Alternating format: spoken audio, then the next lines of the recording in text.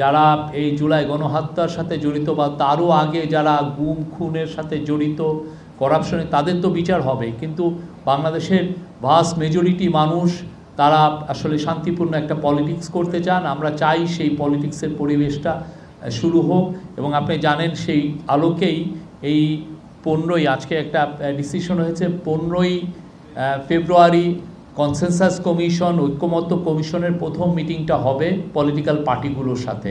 সে আলোকে দেশের piece and স্ট্যাবিলিটির ব্যাপারে জোর দিয়েছেন তারা বিচার কাজ যাতে খুব দ্রুত হয়, যারা এই অন্যায় অত্যাচারের সাথে জড়িত ছিলেন তাদের বিচার কাজ যেন খুব দ্রুত হয় সেগুলোর জন্য বলেছেন।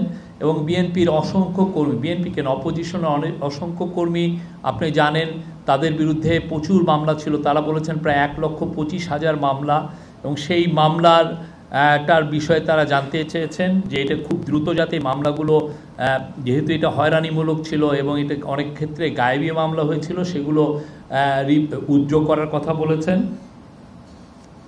আর এই অপারেশন ডেভিল হান্ট শুরু হয়েছে, তারা বলেছেন যে এখানে যেন কোনো হিউম্যান রাইটসের কোনো রকমের কোনো ভায়োলেশন না হয়, এবং চিফ অ্যাডভাইজারের তরফ থেকে বারবার বলা হয়েছে কোনোভাবেই হিউম্যান রাইটস ভায়োলেশন হতে দেওয়া হবে না। যারা যারা অন্যায় অত্যাচারের সাথে জড়িত, যাদের এগেনস্টে সুস্পষ্ট অভিযোগ আছে ক্রাইমের, তাদেরকেই এই অপারেশন ডেভিল হান্টের আওতায় আনা হচ্ছে, তাদেরকে আইনের আওতায় আনা হচ্ছে। এই ব্যাপারে আমরা খুবই সিরিয়াসলি মনিটর করা হচ্ছে।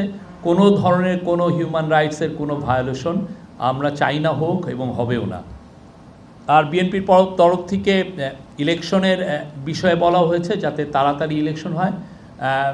প্রফেসর ইউনূস বলেছেন যে অবশ্যই উনি এই বিষয়ে পুরো কনসেনসাস কমিশনের কাজটাই হবে এই বিষয় নিয়ে তাড়াতাড়ি কাজ করা, এবং এটা আপনারা জানেন আমরা এর আগে তো দুটো টাইম দিয়েছিলাম। হ্যাঁ, একটা টাইম হচ্ছে এই বছরের ডিসেম্বরের মধ্যে, আর একটা পরের বছর জুনের মধ্যে। এখন এটা নিয়ে সামনে আপনারা আরও এই বিষয়ে আরও কিছু শুনতে পারবেন।